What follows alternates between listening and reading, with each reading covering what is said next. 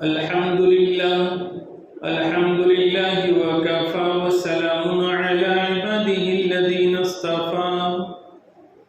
أما بعد فأعوذ بالله من الشيطان الرجيم بسم الله الرحمن الرحيم لن ينال الله لحومها ولا دماؤها ولكن يناله التقوى منكم كذلك سخرها لكم لتكبروا الله على ما هداكم وبشر المحسنين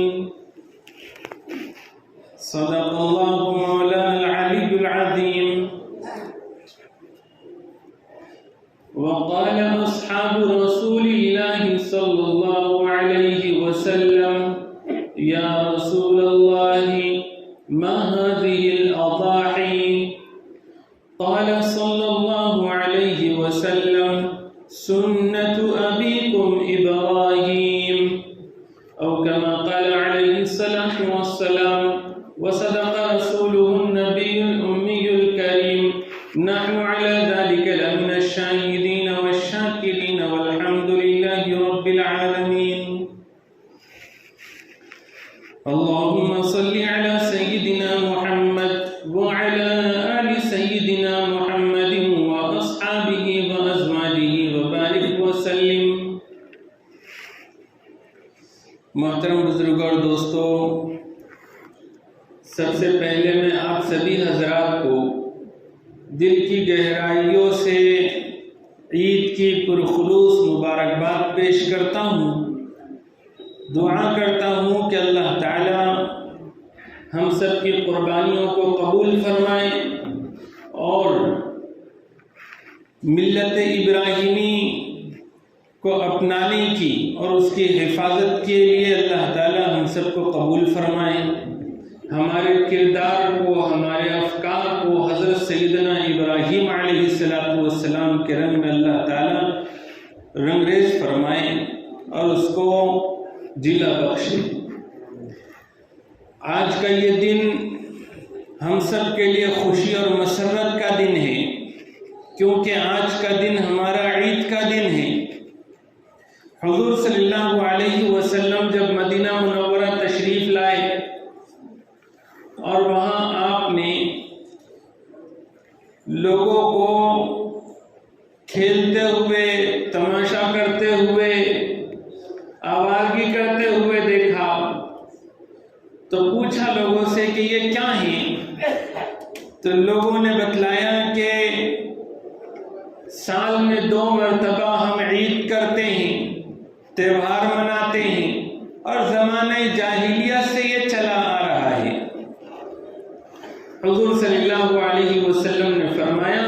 کہ اللہ تعالیٰ نے اس سے بہتر 2 عیدیں تمہیں عطا کی ہے. ایک عید الفطر جو رمضان المبارک کے ختم پر ہوتی ہے، اور دوسرے عید الاضحیٰ جو آج ہے. آج کا یہ دن یعنی کہ عید الاضحیٰ کا دن،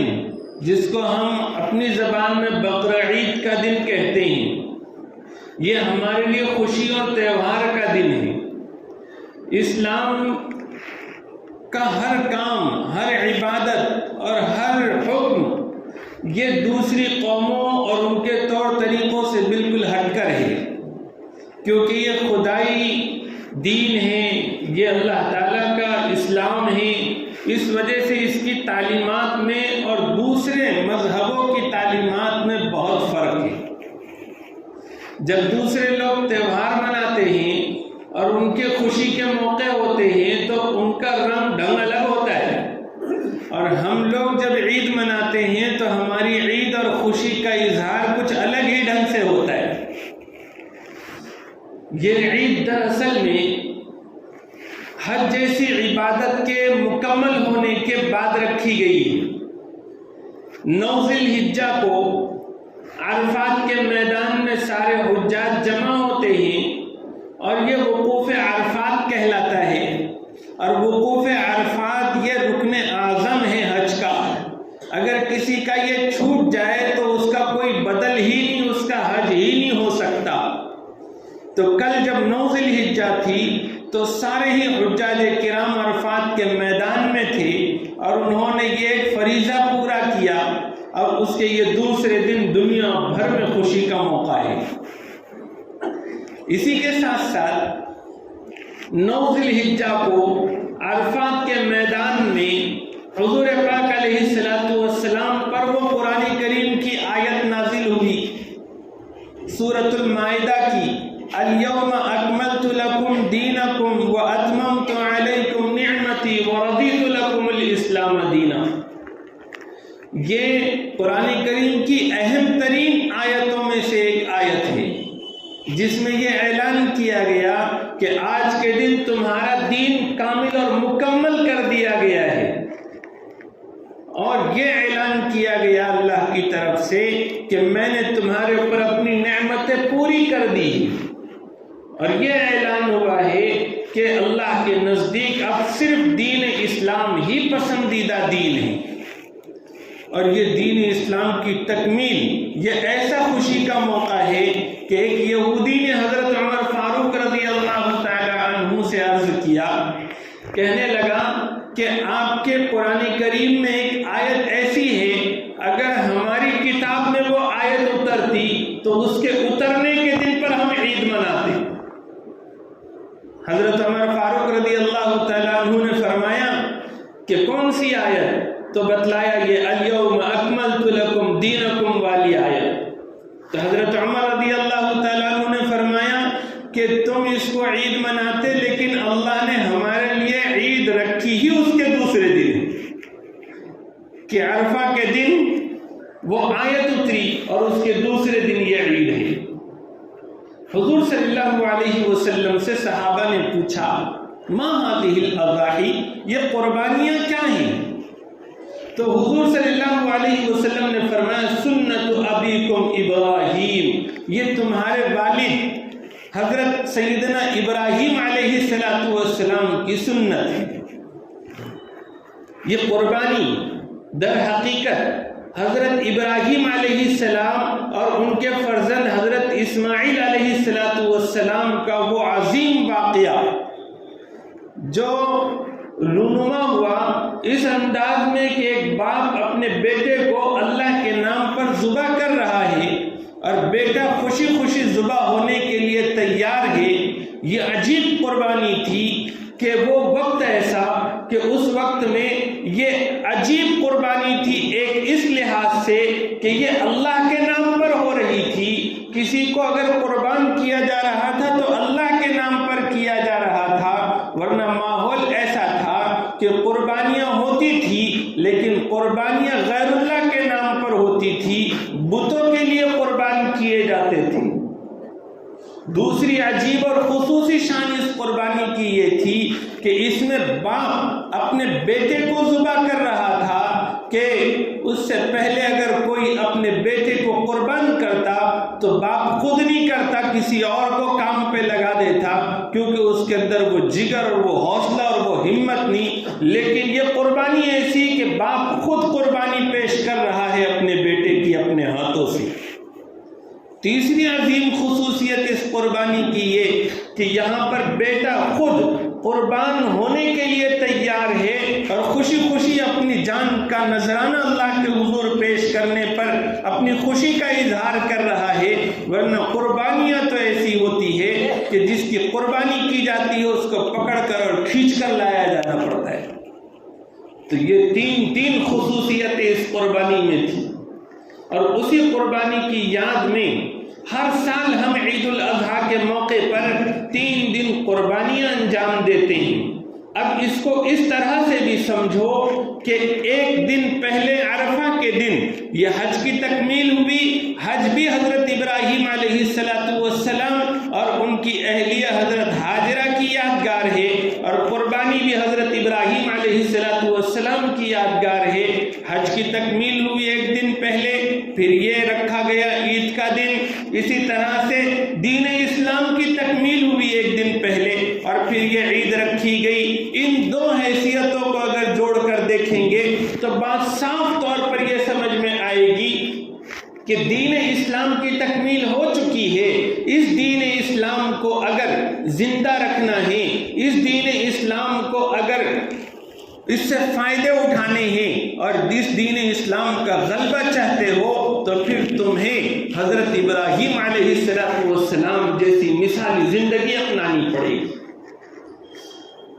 یہ اگرچہ کہ بظاہر حضرت ابراہیم اور حضرت اسماعیل کا وہ یادگار واقعہ یہ قربانی کی ایک مثال ہے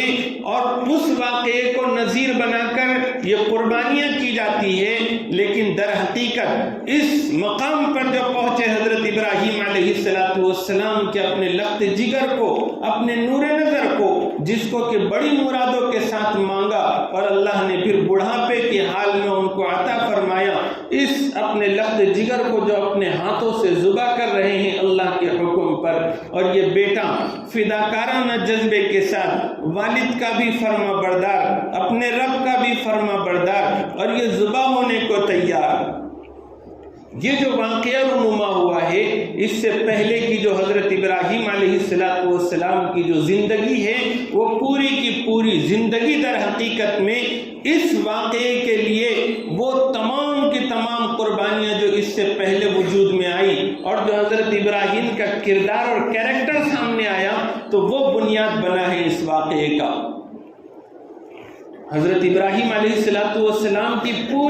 پوری زندگی نمونہ ہے، پوری کی پوری زندگی ایسی ہے کہ جس کو ہر ایمان والے کو اپنانا لازم اور ضروری ہے، اس کے بغیر اس کے دین اسلام کی تکمیل نہیں ہو سکتی۔ حضرت ابراہیم علیہ السلام جب پیدا ہوئے اور پیدا ہونے کے بعد انہوں نے اپنی آنکھیں کھولی، جب وہ ہوش والی زندگی جینے لگے تو انہوں نے دیکھا کہ جس علاقے میں وہ رہتے ہیں اس علاقے میں مشرکوں کی حکومت ہے اور جگہ جگہ بتوں کی پوجا کی جاتی ہے۔ پوری سوسائٹی اور پورا سماج، پورا ملک ایسا ہے کہ جہاں پر قدم قدم پر شرک ہوتا ہے۔ ایسے وقت میں انہوں نے جب اپنی آنکھیں کھولی تو انہوں نے حق کی تلاش شروع کی، اور ان کا یہ کارنامہ بھی بڑا کارنامہ ہے کہ ایک ماحول اگر گناہوں کا بنا ہوا ہے تو لوگ اس ماحول کو اپنے لیے عذر سمجھ لیتے ہیں کہ سبھی کر رہے ہیں تو ہم کیسے بچیں گے، اور پھر وہ کچھ حق کے راستے کی تلاش میں نہیں نکلتے اور کوشش نہیں کرتے۔ لیکن حضرت ابراہیم علیہ السلام کا یہ بھی ایک بہت بڑا کارنامہ کہ جیسی ان کو شعور آیا، جیسی ان کو سمجھ آئی تو انہوں نے دیکھا کہ یہ ستاروں کی پوجا ہو رہی ہے، یہ آفتاب اور مہتاب کی پوجا ہو رہی ہے، اور انہوں نے دیکھا کہ بتوں کی پوجا ہو رہی ہے۔ بت ایک دم بے بس ہے، مجبور ہے، یہ ستارے ڈوب جاتے ہیں، تو انہوں نے کہا لا احب الآفلین، میں تو ڈوبنے والوں کو پسند نہیں کرتا۔ انہوں نے اپنی سوجھ بوجھ کا استعمال کیا اور انہوں نے جن بتوں کی اور جن باطل خداؤں کی پوجا کی جاتی تھی اس کا انکار کیا کہ اپنی سمجھ سے کہ یہ کیا دے سکتے ہیں کسی کو، اور یہ کیا خدا بن سکتے ہیں کسی کے، یہ کیا آسمان کو بنائیں گے، یہ کیا زمین کو بنائیں گے۔ کائنات پر نظر ڈالی اور ہر انسان کو اللہ رب العزت نے شعور عطا فرمایا ہے، اگر اس شعور کا وہ استعمال کرے تو وہ غلط کو غلط سمجھ سکتا ہے، اور جب وہ غلط کو سمجھ جائے گا تو پھر اس کا آگے کا جو راستہ بنتا ہے وہ حق کی تلاش ہے۔ حضرت ابراہیم علیہ السلام حق کی تلاش میں رہے اور نتیجہ یہ نکلا کہ پھر انہوں نے خدا واحد اور قہار کی خدائی کو تسلیم کیا اور اپنے رب پر ایمان لائے۔ حضرت ابراہیم علیہ السلام نے ایک خدا واحد کی پرستش اور عبادت کو اپنی زندگی کا حصہ بنا لیا، توحید کے پرستار بن گئے، بلکہ امام الموحدین بن گئے۔ قیامت تک کے جو موحد ہوگا اس کے سرخیل حضرت ابراہیم علیہ السلام ہوں گے۔ حضرت ابراہیم علیہ السلام نے جب ہر جگہ ماحول شرک کا تھا، بت پرستی کا تھا، تو قربانی انہوں نے یہ پیش کی۔ سب سے بڑا چیلنج تو ان کے لیے یہ ہوا کہ ان کے گھر میں ان کے والد آزر یہ بہت بڑے بت کدے کے مجاور ہے اور ان کے پاس سے ساری سلطنت میں بت تقسیم ہوتے ہیں، ایسا سمجھیے وزیر بت تھے، اور یہ ایک سماجی ایک مقام رکھتے تھے. اپنے والد کو انہوں نے توحید سمجھانے کی کوشش کی. والد نے پھر گھر سے نکال دیا تو والد کو بھی خیر بات کہہ دیا. حق کے راستے میں جو بھی رکاوٹیں آئی سب کو انہوں نے قربان کیا. سب سے بڑا انہوں نے جو قربانی دی وہ اپنے کریئر کی دی. صرف اللہ رب العزت کی خاطر اور صرف حق کے راستے کی خاطر انہوں نے اپنے کریئر کو داؤ پہ لگایا. کیسے؟ آپ اس کا اندازہ کیجئے. حکومت میں ایک بڑی ذمہ داری پر کوئی فرد ہو اور بڑا اس کا رتبہ اور مقام ہو, اس کا ایک ہی لخت جگر ہو جو اس کا جانشین بننے والا ہو, وہ ایسے پیر صاحب کے فرزند, وہ ایسے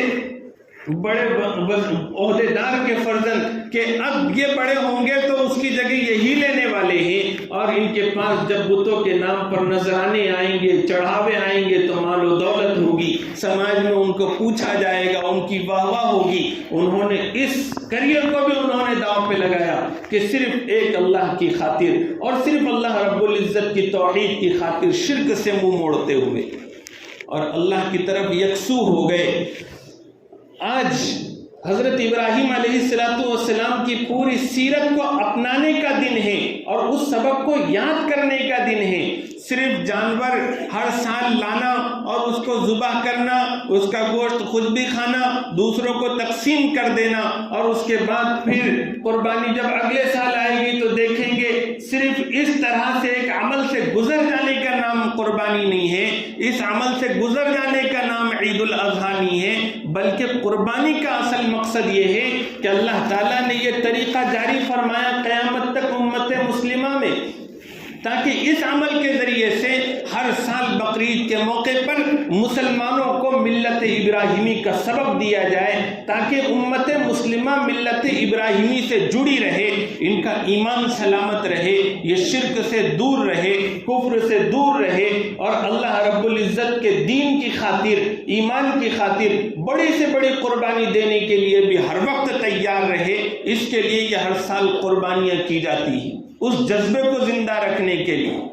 اور اس جذبے کو ایک مسلمان کے دل و دماغ میں اتارنے کے لیے قربانیاں رکھی جاتی ہے کہ قربانیاں ہیں, اس کے جانور ہیں, اس کی چہل پہل ہیں, کیا امیر کیا غریب سب کے سامنے جانور گزر رہے ہیں اور حضرت ابراہیم اور حضرت اسماعیل کی یاد تازہ ہو رہی ہے اور ان کی پوری زندگی سامنے سے گزر رہی ہے, خیالات میں گزر رہی ہے. اس کے زندگی پر ایک اثر پڑے اور کیریکٹر بنے اور کردار تیار ہو. جو جانور کو ذبح کرتے ہیں تو ذبح کرنے سے پہلے جب جانور کو لٹا کر اس کا رخ قبلے کی طرف کر دیا جاتا ہے, خود ذبح کرنے والا بھی اپنا چہرہ قبلے کی طرف کر دیتا ہے تو وہ پڑھتا ہے انی وجہت وجہی للذی فطر السماوات والارض حنیفا وما انا من المشرکین. یہ حضرت ابراہیم علیہ السلام کے جملے ہیں. اس میں ہم کہتے ہیں انی وجہت وجہی للذی فطر السماوات والارض, ہم نے اپنا رخ اس کی طرف کر دیا ہے جس نے یہ آسمانوں کو اور زمین کو پیدا کیا ہے, اور پھر ہم نے یکسوئی کے ساتھ میں ہم اس کی طرف متوجہ ہو گئے ہیں اور ہم مشرک نہیں ہیں اور شرک کرنے والوں میں سے نہیں ہیں.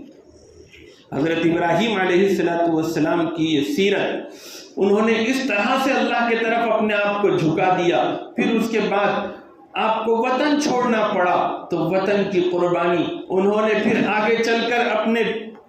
اولاد کے حصول کے لیے حضرت ہاجرہ سے شادی کی, اولاد اللہ نے بڑھاپے میں عطا فرمائی, پھر حکم ہوا کہ ان کو بے آب و گیا وادی میں چھوڑاؤ تو بیوی بچوں کی وہ قربانی پیش کی. اللہ رب العزت نے ہر جگہ جو بھی قربانیاں انہوں نے پیش کی اس میں ان کو ضائع نہیں کیا, کیونکہ اللہ تعالیٰ کے پاس اصول یہ ہے کہ جو کوئی بھی اللہ کے دین کے راستے میں رکاوٹ بنتا ہو اور وہاں پر اللہ کے حکم کو اگر اوپر رکھا جائے تو اللہ تعالیٰ انہی چیزوں کو ان کے لیے سربلندی کا ذریعہ بنا دیتے ہیں. حضرت ابراہیم کے ساتھ ایسا ہی ہوا. پھر جب بچہ تھوڑا بڑا ہوا اور 13-14 سال کا ہو گیا, فلما بلغ معه السعی, کہ جب وہ چلنے پھرنے دوڑنے پھرنے کی عمر کا ہو گیا تو پھر خواب میں حضرت ابراہیم نے دیکھا کہ وہ اپنے بیٹے کو ذبح کر رہے ہیں، اور پھر وہ واقعہ پیش آیا۔ حضرت ابراہیم علیہ السلام کی زندگی کا ایک سبق تو یہ ہے کہ ہم یکسوئی کے ساتھ اللہ کی طرف متوجہ رہے اور اللہ رب العزت کی طرف ہی اپنا رخ رکھیں۔ دوسرا بنیادی سبق یہ ہے کہ ہم اپنی عقل کو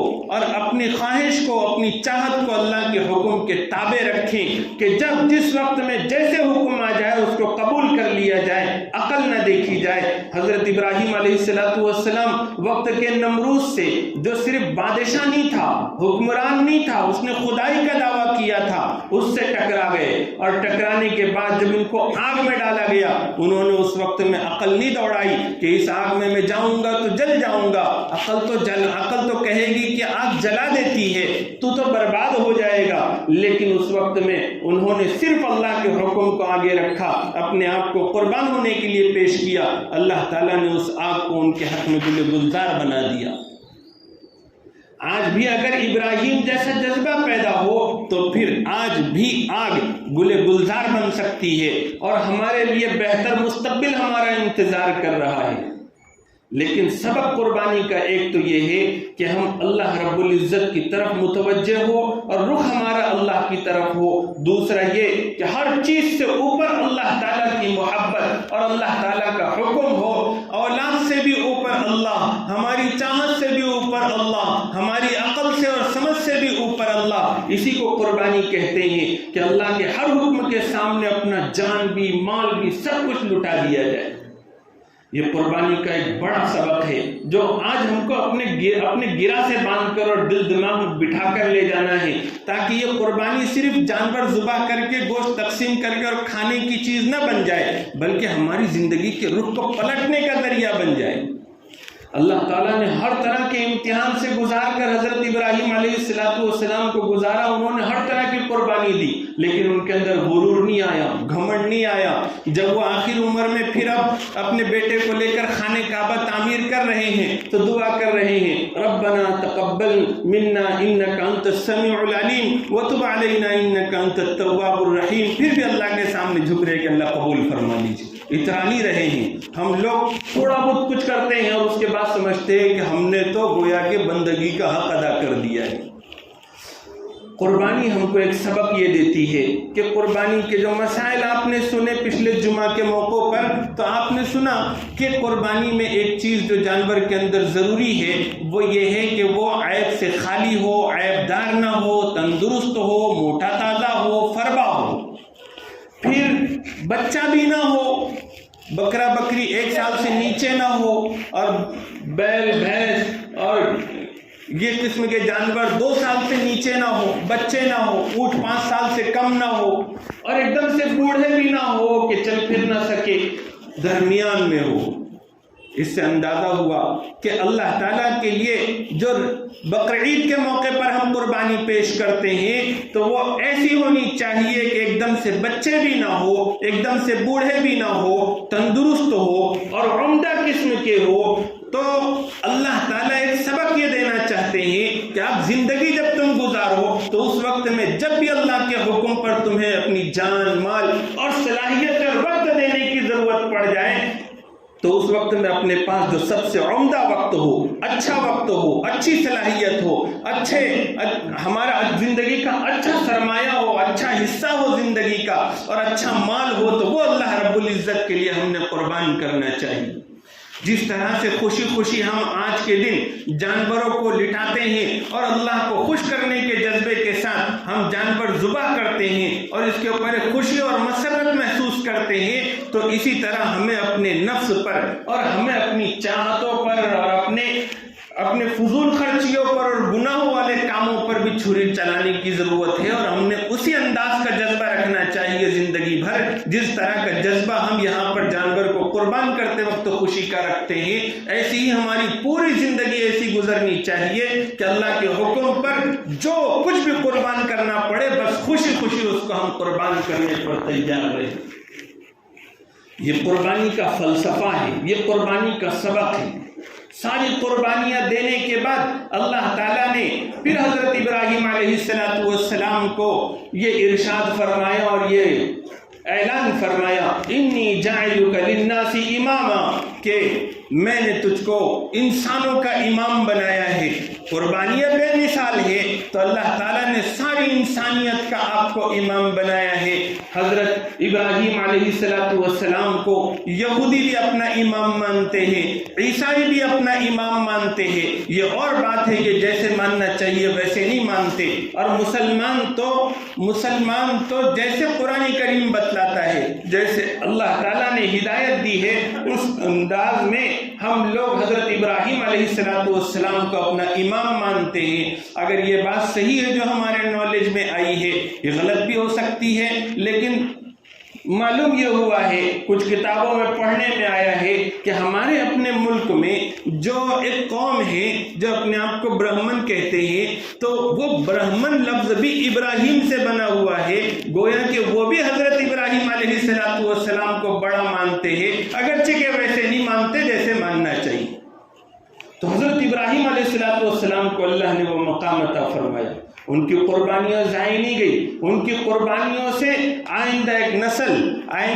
نسل یعنی امت مسلمہ کی شکل میں برپا ہو گئی۔ تو ہماری بھی آج کی قربانیاں اور ہماری زندگی کے اندر آنے والے اوقات اور حالات میں ہم اگر قرآن و سنت کی روشنی میں قربانیاں پیش کریں دین اسلام پر قائم رہنے کے لیے اور امت مسلمہ کو یکجا اور متحد کرنے کے لیے، ہمیں جس لائن کی بھی قربانیوں کی ضرورت پڑے وہ قربانیاں دیتے رہیں، تو اس کا نتیجہ یہ نکلے گا کہ ہم ضائع نہیں ہوں گے، بلکہ ہمارے ذریعے سے قوم زندہ ہوگی اور آگے آنے والی نسل خوشحالی والی زندگی دیکھے گی، ورنہ یوں ہی ڈر کر اور یوں ہی پریشانیوں میں لٹ پٹ کر ہی زندگی گزارتے رہنی پڑے گی۔ قربانیوں کے بعد ہی کچھ بہاریں آیا کرتی ہے، جب دانہ زمین میں پڑتا ہے اور وہ مٹ جاتا ہے اور قربان ہوتا ہے تو پھر اس کے اوپر فصل نکل کر آتی ہے اور ایک دانے سے کئی بالیاں نکل آتی ہے۔ تو ایسے ہی ہم اگر تیار نہیں ہوں گے، ہمارے جوان، ہمارے بوڑھے، ہمارے بچے اور ہماری خواتین دین اسلام پر ثابت قدم رہنے کے لیے، صبر و استقامت کے لیے، اور اپنی چاہت، اپنی قربانی، اپنی بری عادتیں، بری چاہتیں، یہ سب قربان کرنے پر اگر ہم تیار نہیں ہوں گے تو پھر یہ قربانی ہماری جو ہوگی اس سال، تو پھر یہ قربانی بھی بس ایسی ہی رسمی قربانی بن کے رہ جائے گی۔ اس کا اصل جو مقصد ہے وہ ہمارے کو سامنے نظر نہیں آئے گا۔ اللہ تعالیٰ قربانی کے اصل مقصد پر ہمیں گامزن فرمائے اور اس کے صحیح پیغام کو سمجھ کر اپنی زندگی میں ڈالنے کی توفیق عطا فرمائے۔ کھڑے ہو جائیے، سفید درست فرما لیجیے۔ وآخر دعوانا الحمدللہ۔